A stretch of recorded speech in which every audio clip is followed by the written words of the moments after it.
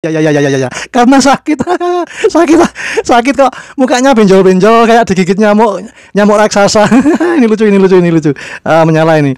Dan istrinya pun pergi menuju Rumah Sakit Bayangkara Medan ya untuk melihat kondisi suaminya ya. Namun setibanya di rumah sakit dia melihat suaminya digotong dalam keadaan sudah MD. Ini. Payah. Di mana letak keadilan? Hukum itu milik siapa? Seolah-olah oknum polisi inilah yang punya hukum ya. Untuk rakyat kecil cuma digitukan aja. Ini menang sendiri ini oknum-oknum. Tidak ada surat apapun, nggak ada sama kami. Aku aja yang nanya ke rumah Pak Siagian itu, aku tanya di mana suamiku dibawa di Poltabes. Itu aku datang, kalau surat apa nggak ada sama aku. Kondisi suamiku ditangkap bukan kayak gitu. Kenapa meninggal dia dari lempang semua wajahnya, lempang semua wajahnya. Jangan ini. Apakah ini tugas polisi yang mengalami masyarakat itu, Pak? Ini kan tugas. Halo kawan, jumpa lagi dengan Toro Channel ya. Bismillahirrahmanirrahim. Assalamualaikum warahmatullahi wabarakatuh. Ini kasus yang menyala ini terjadi lagi di Medan ya. Oknum polisi diduga menyiksa tahanan yang belum ada 2 hari sampai MD. Oke kawan, jadi peristiwa ini terjadi di Medan ya. Yang dimana perkaranya waktu itu ya di malam Natal, tahanan Polrestabes Medan ya yang bernama Budiarto Sitepu ya, usia 42 MD ya, usai 2 hari ditangkap oleh oknum polisi. Keluarga korban menyebut ada benjol-benjol ya di mukanya, atau di muka korban tuh benjol-benjol ya. Jelas ya kalau benjol-benjol itu diapakan oleh seseorang, nah itu pasti ya. Dan istri korban ya, Du Maria Simangson menyebut ya kejadian itu berawal pada Selasa tanggal 24 atau malam tahun baru ya. Saat itu korban bersama teman-temannya sedang menghidupkan musik sambil meminum minuman yang bisa bikin pusing di Jalan Medan Binjai KM 13,5, tepatnya di Gang Horas, Desa Sei Semayang, Kecamatan Sungkal ya, Deli Serdang Medan ya. Jadi karena istri tak ikut di tempat itu, awalnya mereka buat acara minum-minum ya pada tanggal 24 malam ya, atau malam Natal tepatnya jam 11 malam ya. Nah kejadiannya di situ itu. Ungkap istri si korban ya, Du Maria ya, saat diwawancarai di Rumah Sakit Bayangkara Medan ya. Oke, selanjutnya langsung aja kita simak istri korban. Ini kan tugas polisi yang mengalami itu, Pak. Sampai begini meninggal suamiku baru aku tahu, Pak.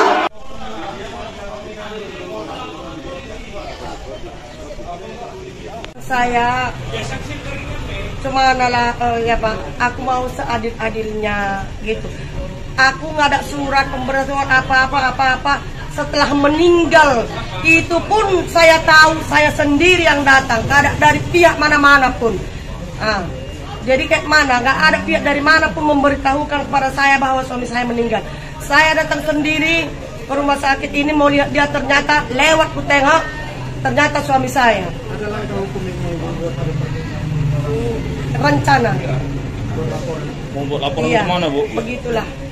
Ini ada nanti ada nanti itu atasan kami ada Bang. Yaitu nama Ibu siapa, Bu? Saya Du Maria Simangusong.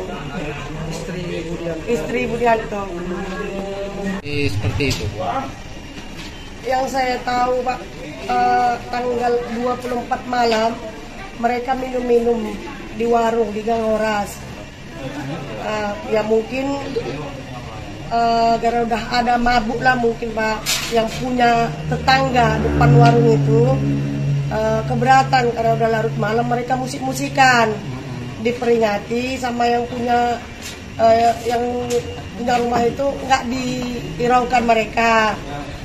Malam kedua 25 malam begitu juga musik-musikan katanya mereka itu. Jadi udah diperingati lagi nggak dihiraukan juga sama mereka ini. Jadi kebetulan ada polisi katanya menantu Bapak Siagian itu. ditelepon atau datang sendiri saya tidak tahu jelasnya. Kalau kata Pak Siagian itu menantunya itu datang antar parcel, mungkin diceritakan mertuanya inilah sama Pak polisi itu, didatangi bapak itu lagi lah yang minum ini, datanglah ini tadi yang minum ini, dilawanlah bapak itu. Nanti saya panggil anggota saya, ya panggillah anggota saya pun ada, saya panggil, itulah kata orang ini. Ya mungkin itulah yang menimbulkan amarah bapak itu tadi tinggi gitulah, dipanggil lah anggotanya, ya itulah ditangkap mereka ini. Saya tidak tahu ditangkap Pak, jam 12 saya ditelepon sama anggotanya, Bu, Pak Budi sudah ditangkap. Kenapa? Kasus begini-begini. Bangun tidur saya langsung jumpai rumah Bapak Siagian, itulah mertuanya polisi tadi. Saya minta maaf, katanya nggak ada masalah sama. Jadi awal ceritanya ya, saya ulang lagi. Awal ceritanya si korban yang MD ini yang diduga dianiaya oleh oknum the police, dia sama teman-temannya diduga mengganggu ya ketertiban masyarakat sekitar ya, karena pada malam tahun baru itu si korban minuman yang bikin pusing sama teman-temannya dan bermusik ya, mungkin untuk merayakan Natal ya. Mungkin adatnya kan seperti itu. Jadi lain ladang, lain belalang, lain lubuk, lain ikannya. Kalau di sana biasa kayak gitu karena malam Natal sih. Lantas karena mereka bermain musik-musikan ya sampai malam dan mengganggu masyarakat di situ ya, gara-gara ributnya dipengaruhi oleh minuman yang bikin pusing. Jadi si istri korban tadi, Dumaria, menyebut tidak ada anggota polisi yang memberitahunya bahwa suaminya telah ditangkap. Dia mengaku mendapatkan informasi bahwa suaminya dibawa ke kantor polisi dari teman-teman suaminya pada malam tanggal 25 itu. Kemudian pada pagi harinya Dumaria atau istri korban mendatangi Polrestabes Medan untuk mengecek kondisi suaminya sambil membawa makanan. Namun dia menyebut tidak diberi izin untuk membesuk suaminya. Ini kan aneh, istrinya sendiri kok tidak diberi izin atau dilarang. Sementara makanan yang dibawanya diserahkan oleh petugas kepolisian. Istrinya minta tolong mau melihat saja dari jauh nggak masalah, asalkan cuma melihat kondisi suaminya ya, tapi tetap tidak boleh. Kata petugas yang ada di situ, suruh besok saja, itu kata petugas. Dan sang istri pun kembali datang ke Polrestabes pada hari Kamis tanggal 26 ya, setelah hari Natal. Namun istrinya atau si yang bernama Dumaria itu diberitahu bahwa suaminya telah dibawa ke rumah sakit Bayangkara Medan ya, karena sakit. ya. Karena sakit. sakit kok, mukanya benjol-benjol kayak digigit nyamuk raksasa. Ini lucu.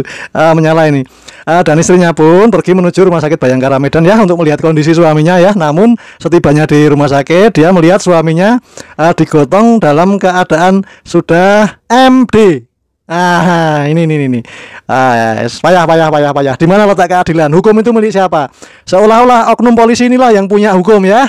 Untuk rakyat kecil cuma digitukan aja. Ini menang sendiri ini oknum-oknum ini. Oke, kita simak. Tidur saya langsung jumpai rumah Bapak Siagian, itulah mertuanya polisi tadi. Saya minta maaf, katanya nggak ada masalah sama mereka yang ditangkap itu. Yang masalah sama yang punya kedai. Kenapa dibiarkan begitu sampai larut malam? Itulah ceritanya. Ya udahlah, minta maaf lah, biar kita damai, kita selesaikan secara kekeluargaan. Kalau saya tidak apa-apa, menantu saya lah, mintalah nomornya biar saya telepon bapak itu. Oh tidak sembarangan, begitulah kata Opung itu. Karena Opung itu tidak mau, saya tanyalah, kalau gitu di mana orang itu ditangkap? Karena di Sunggal saya cek nggak ada. Oh di Poltabes, saya langsung datang ke Poltabes. Saya melapor ke Piket mau jumpai Budi. Tidak dikasih sama sekali. Melihat dari jauh pun saya minta tolong, tidak dikasih. Yang bisa nggak ada persetujuan jupar beginilah. Untuk saya pun nggak mengerti Pak. Cuma saya minta tolong sama polisinya, mau lihat kondisinya aja, itu aja. Cuma nggak boleh sama mereka. Ada begitu pulang lagi dari situ, saya kembali lagi ke rumah Opung itu. Saya minta lagi Opung itu agar ditelepon menantunya itu, biar kami damai, kami selesaikan secara kekeluargaan. Cuma Opung itu memang ditelepon menantunya itu, yang angkat anak perempuannya. Jadi saya bilang sama itu, Bu, Saya minta maaf atas nama suami saya, Bu. Saya ada niat mau kita selesaikan secara kekeluargaan. Memang ibu itu agak berkeras, sakit hati karena istilahnya suaminya dihina gitulah. Tapi karena saya memohon, akhirnya ibu itu luluh juga. Kata ibu itu, kalau ke rumah nggak bisa, besoklah kalian datang ke kantor, jumpa aja langsung suami saya. Jam berapa, Bu? Jam 7 suami saya udah di kantor. Itulah kami tadi pagi datang kami ke sana, kami bilang sama tiket yang namanya Pak Des itu nggak masuk. Jadi kami bisa besok Pak Budianto. Orang itu bilang, Pak Budianto udah ke rumah sakit. Ya, jadi saya minta tolong, saya mau melihat suami saya ke rumah sakit. Tidak boleh kalau tidak persetujuan Kanit. Saya telepon Kanitnya nggak mau ngangkat. Minta tolong bolak-balik semua sama piket yang di situ, tolonglah Pak. Suami saya mau saya lihat dulu. Nanti jangan sesudah mati suami saya kalian pulangkan sama saya bilang. Nggak bisa, Bu, sembarangan. Nggak bisa kalau nggak ada Kanit. Jadi bolak-balik minta tolong aku. Datang petugas itu, cobalah langsung ke rumah sakit, Bu.